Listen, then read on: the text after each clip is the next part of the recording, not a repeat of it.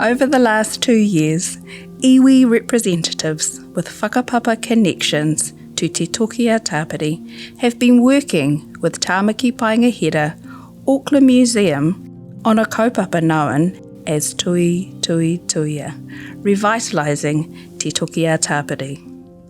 This has involved the braiding and dyeing of over 2,000 metres of muka taura, cordage rope made from harakeke fibre using customary practices. The new lashings are being carefully installed by a skilled team of waka builders, the way it would have been done 2 centuries ago. We asked some of those involved to share their perspectives on why it's important to utilise traditional methods to revitalise this precious taonga. So first of all, the process for using muka is that those are the customary practices that were used. And so we want to, in this space and time, we want to bring back that knowledge, and so that the binding, using the muka, you can't get anything better. I think it's important that in order for us to capture a brief insight into the authentic look, feel, smell of Te Toki a Tapiri, the only way you can get there is to, again, return to the authentic, traditional construction methods. Hence, there's I think a real drive and a passion to ensure that whatever can be done in a traditional, authentic manner, we can do it. So I think it's really important, the activities that they're doing and going through some traditional methods, customary methods, in order to bring the muka to life and create taura in this natural way in order to bind the waka in a fashion that was done by our tupuna from, ancestors from years and years gone by.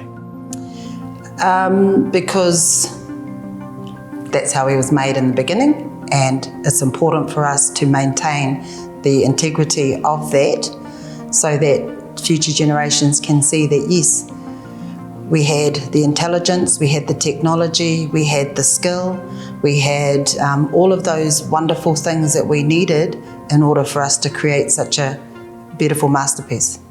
The ideas of using traditional techniques and materials not only speaks to the truth of the waka and keeping the waka true to its environment, it also speaks of the skills of those who have gone before us and keeping those skills going.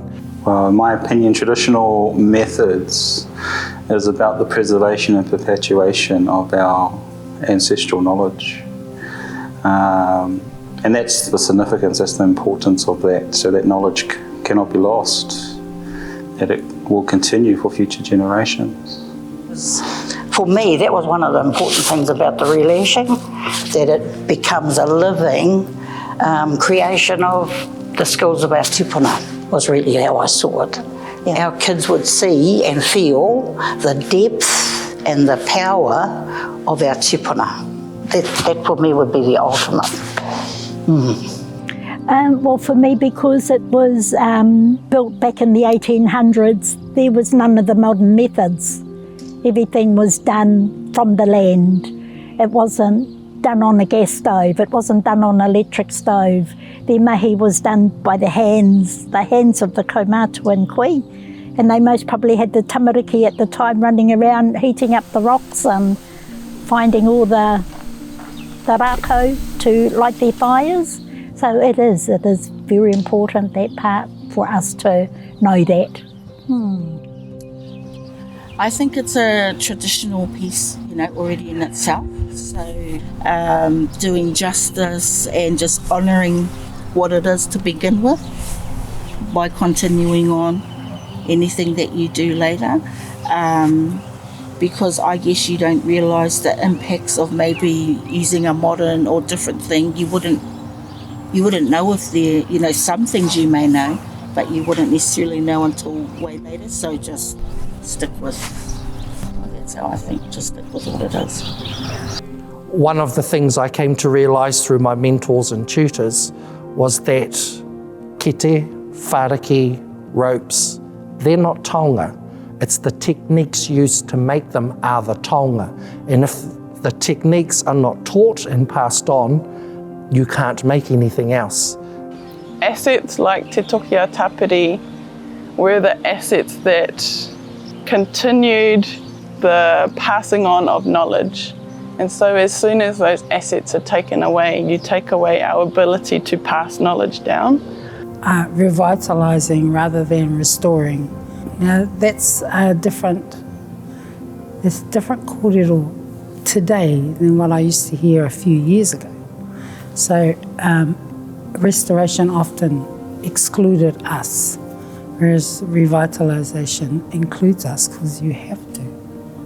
Hey, that's that whole, not necessarily traditional practice, but cultural practice. Hey.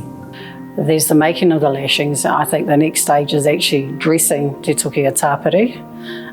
In all my years that I've been involved with āranga, I've actually never been involved with that type of mahi. And I'm actually quite privileged to know that I'm going to have some sort of participation in that part. I think it's about planting the seed in us so that we can actually continue to spread that as well. I just thought, man, this thing is a real taonga for a whole lot of different reasons. The authorship that you can see in the whakairo and in the ads marks and the hull and that kind of thing, and that stuff just speaks of our old people, you know. And like, so when you look at a taonga like that with that type of authorship, it's like, well, how do you honour that? And I just didn't think that the sisal rope of the time really honoured that. So one of the great things about this project is the way that traditional techniques have been revitalised also, and that knowledge will continue on.